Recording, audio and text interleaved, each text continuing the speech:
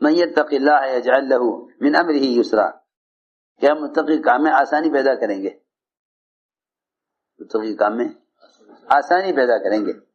لوگوں کو اپنے اسباب میں بہت مشکلات ہیں، اپنے اسباب میں بہت مشکلات ہیں۔ یہ مشکلات امتحان کے لیے تھیں کہ تم مشکلات کی وجہ سے سود کی طرف، جھوٹ کی طرف، حرام طریقوں کی طرف، یا قوانین حکومت کی سوچ کر اختیار کر لو کہ بھئی ہم اس کے علاوہ کیا کر سکتے ہیں۔ وہ تو مسلمان جب اپنے آپ کو قانون کے مقابلے میں معذور سمجھتا ہے نا، تو اسے معلوم نہیں کہ معذور ہونے کی شرائط کیا ہیں، معذور ہونے کی شرائط کیا ہیں۔ ایک آدمی وضو نہیں کر رہا ہے، وضو نہیں کر رہا، تو شریعت کہتی ہے کہ آپ وضو نہ کرنے کی پہلے شرائط دیکھیں، پہلے شرائط دیکھیں۔ ایسا تو نہیں کہ وضو کو دل نہ چاہا تو وضو نہ کیا تو نماز نہ ہوگی۔ پہلے دیکھا جائے گا کہ تیمم کرنے کی شرائط پوری ہو رہی ہے نہیں، پہلے دیکھا جائے گا کہ تیمم کرنے کی شرائط پوری ہو رہی کہ نہیں۔ دیکھو میری بات توجہ سننی پڑے گی، یوں نہیں کہ یوں نہ مشکل ہو رہی تو یوں کر لو۔ اس سے پوچھو تو نے پانی کہاں تک تلاش کیا ہے، تو یہ سردی لگ رہی ہے کہ کیا کروں کہ تیمم کر لوں۔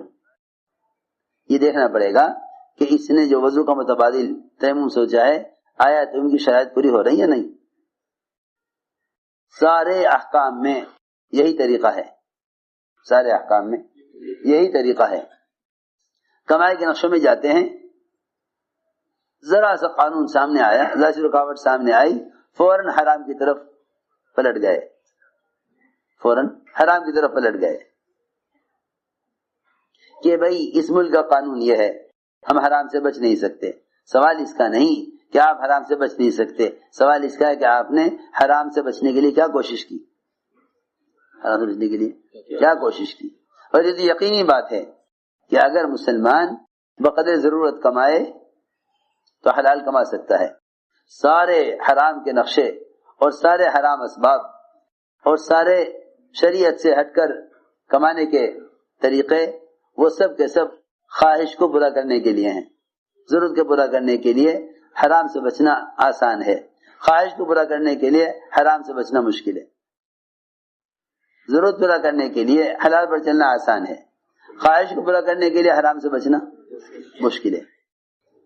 آپ دیکھ لینا جتنے بھی کمائی کے نقشے خواہش کے ہیں، اس میں آدمی حرام سے بچ نہیں سکتا، اس میں آدمی حرام سے بچ نہیں سکتا۔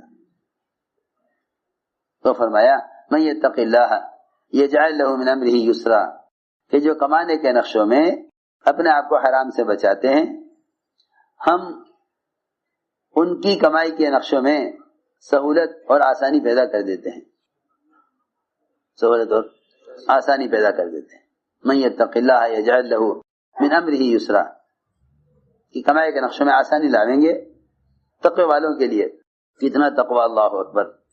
عمر رضی اللہ تعالی عنہ بیمار ہو گئے، حضرت عمر بیمار ہو گئے، طبیب نے کہا کہ آپ کو بیماری ایسی ہے کہ اس میں آپ کو شہد استعمال کرنا ہوگا۔ شہد تلاش کرایا، نہیں ملا۔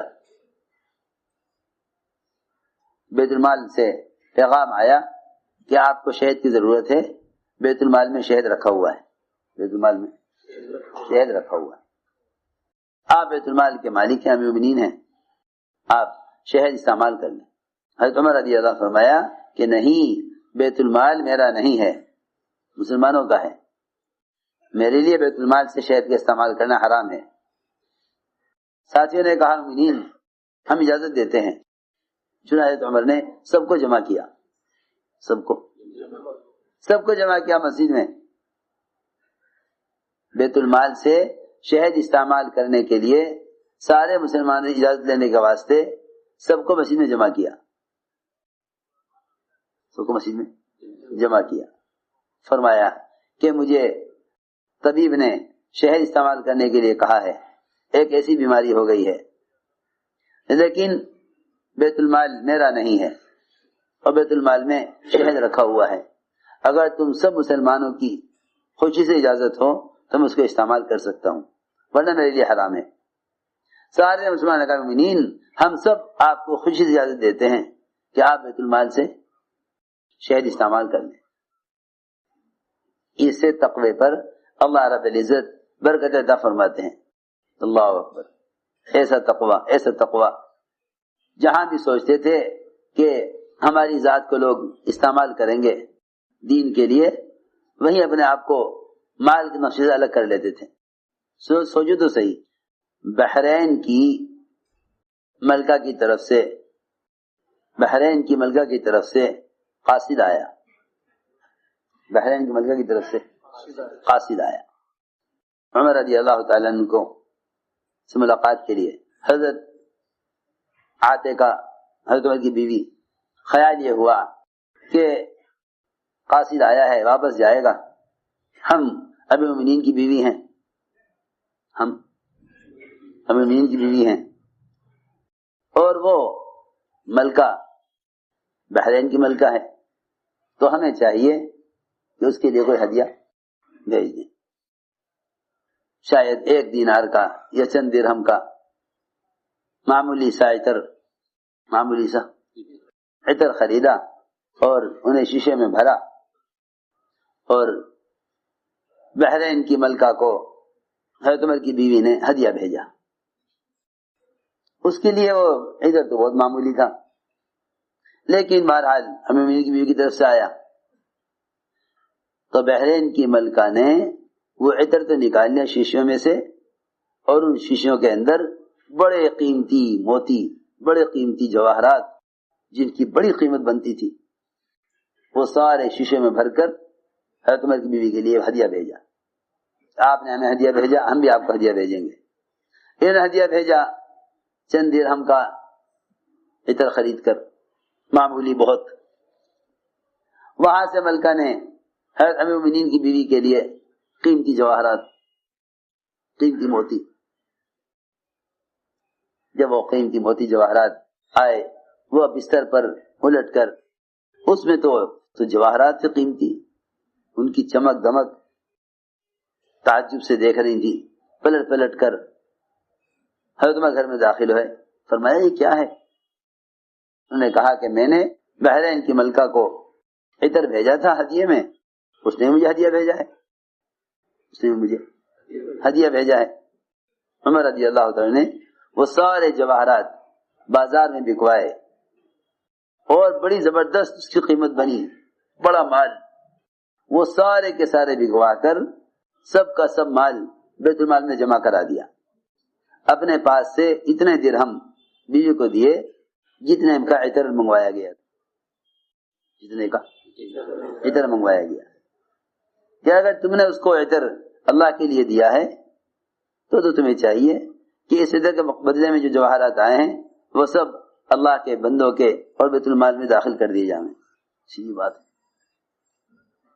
جتنے کا عطر آیا تھا اتنے پیسے تو بیوی کو دے دیے اپنے پاس سے، اور جتنے جواہرات آئے تھے عطر کے بدلے میں وہ سب کے سب بیت المال میں جمع کرا دیے۔ اتنا سونا آتا تھا عمر کے پاس، اتنا سونا آتا تھا، بعض مرتبہ ڈھیر لگ جاتا تھا۔ ایک کان میں سے سونا آیا، ایک ملک فتح ہوا، وہاں سے بہت سونا آیا، ڈھیر لگا ہوا تھا۔ ایک بچہ آیا، حضرت یہ پوتی حضرت عمر کی کہنے لگی کہ مجھے اس میں سے ایک انگوٹھی دے دیے۔ فرمایا جا اپنی ماں کے پاس، تجھے ستو گھول کے پلاوے گی، یہ فرمایا جا اپنی ماں کے پاس جا، یہ ستو گھول کے پلا دے گی۔ ایک بچہ آیا حضرت عمر کے سامنے، بہت کمزور، حضرت عمر نے دیکھ کے فرمایا کہ یہ اتنا کمزور لاغر، اتنی صحت خراب، کس کا بچہ ہے یہ؟ عبداللہ ابن عمر آئے دوڑتے ہوئے، کہنے لگا مومنین آپ ہی کا تو پوتا ہے یہ۔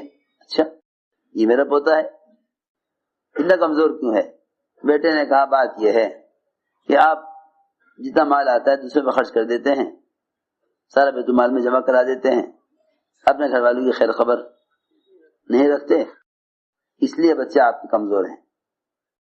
آپ کے بچے اس لیے کمزور ہیں کہ سارا مال جتنا آتا ہے آپ سارا مال خرچ کر دیتے ہیں دوسروں پر، اس لیے آگے بچے کمزور ہیں۔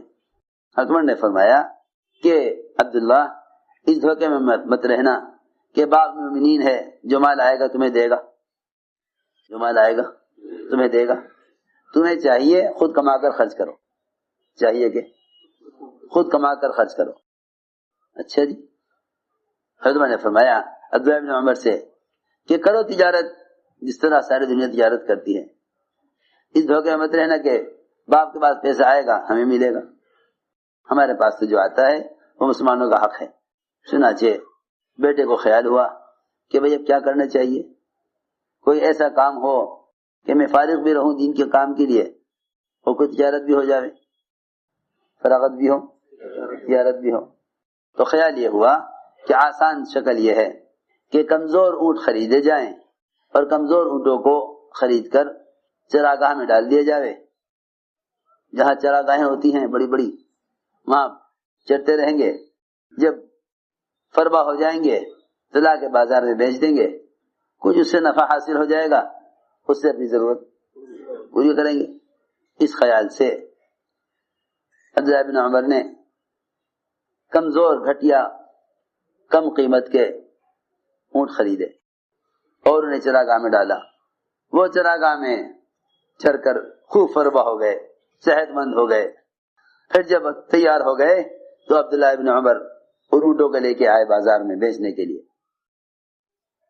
ہے تمہارے بھی بازار میں پہنچ گئے، معمول تھا کبھی کبھی بازار جانے کا۔ اس زمانے میں تو مسلمانوں نے اسلام کو ایسا بنا دیا کہ اگر کوئی بازار میں نظر آ جاوے تو کہ بھائی فلاں صاحب بازار میں کیوں تھے؟ ارے یہ تو مشرکین کہا کرتے تھے نبی کے بارے میں کہ یہ بھی کوئی رسول ہے جو بازار بھی جاوے، چیز کا بھاؤ بھی کرے، کھانا بھی کھاوے۔ نبی تو ایسے ہونے چاہیے تھے کہ نہ یہ بازار جاتے، نہ یہ بازاروں میں بیٹھتے، نہ یہ کسی کا بھاؤ تاؤ کرتے، آسمان سے کے لیے کھانا اترتا، یہ اپنے رزق کی کوشش کے لیے کیوں بازار جا رہے؟ اس زمانے میں بعض لوگوں کا ذہن اس طرف بھی ہے کہ بھائی جو اللہ والے ہیں وہ تو بس اللہ اللہ کریں۔